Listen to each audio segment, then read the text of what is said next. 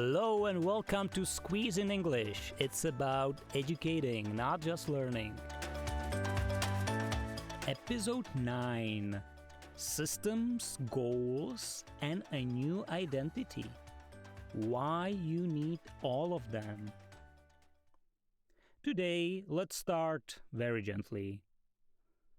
Okay, let's imagine you've just finished a very intense English lesson and there is a really strong feeling to reward yourself, to do something pleasant.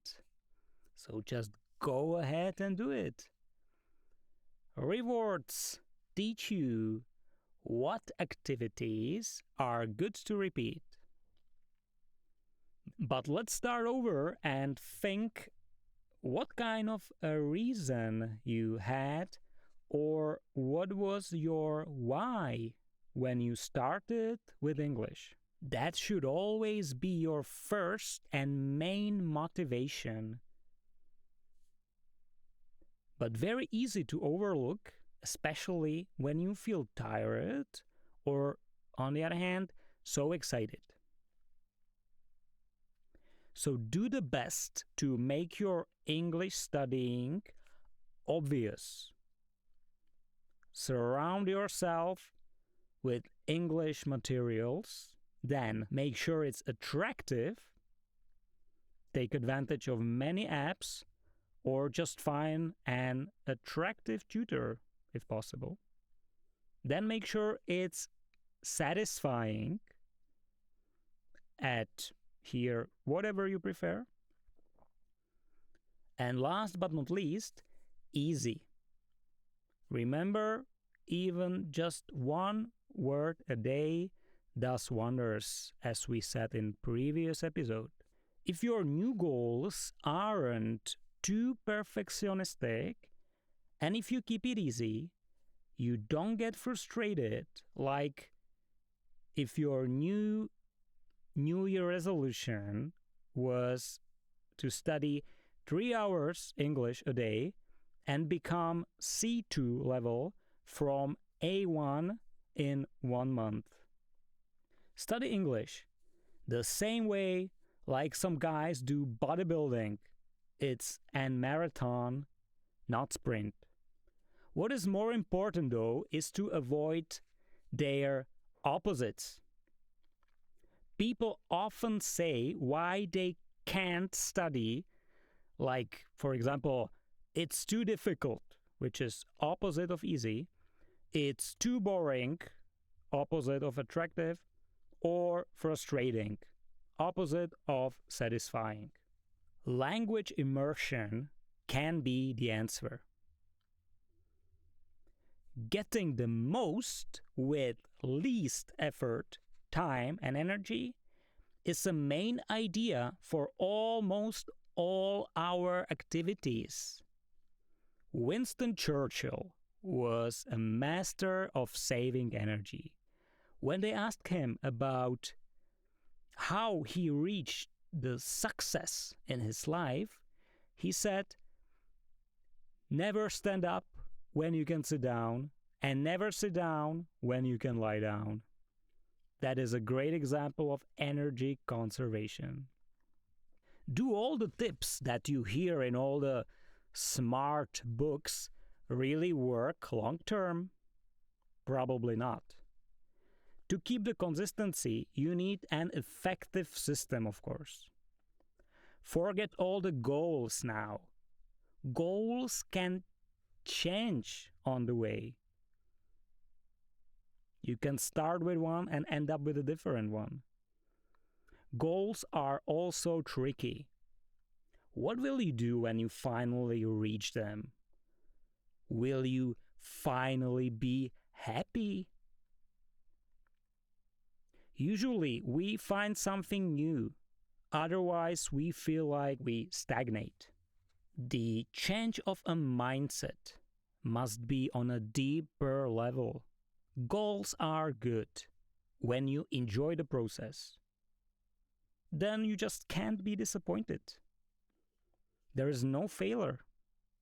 If you still struggle with English, It's not because you don't have a talent for languages. It's the system you choose that might be wrong. So changing that can do wonders. But the most important in everything you do are neither systems nor goals. It's what you believe in. Your deep identity with all its strengths and weaknesses. Your subconscious limitations. Your ego, image you have about yourself, and many more. So maybe before you set what you want to reach, it's better first to be honest with yourself and ask, okay, so who am I right now actually? How and do I actually want to change my life preferences? What are the things I want to let go? And who do I want to become? What are all the limiting beliefs? Something you used to hear thousands of times at home when you were a baby that you just soak in, or something you now hear at workplace, school, all the time over and over again. It can be the old you, the old identity that holds you back. Not only in case of stopping smoking, eating unhealthy, etc., but also in studying English. Just one short moment that reminds you all the high school boredom in classes and frustration with English studying, or any other awkward moment, and your old identity takes over again and stops you from studying, while your new system can be actually very effective. We all have some character traits, so we have to also respect our nature and be honest with ourselves, with our limits. We need to know if we go the right direction. There's nothing worse than climbing the wrong ladder seemingly successfully. It's impossible to stick to something for a long time unless the new habit becomes your new identity. So ask yourself who you want to become and follow this question first. The more proud of your new identity you are, the bigger chance to stick to new habits, systems, goals, and so on. So motivation itself is good, but not enough.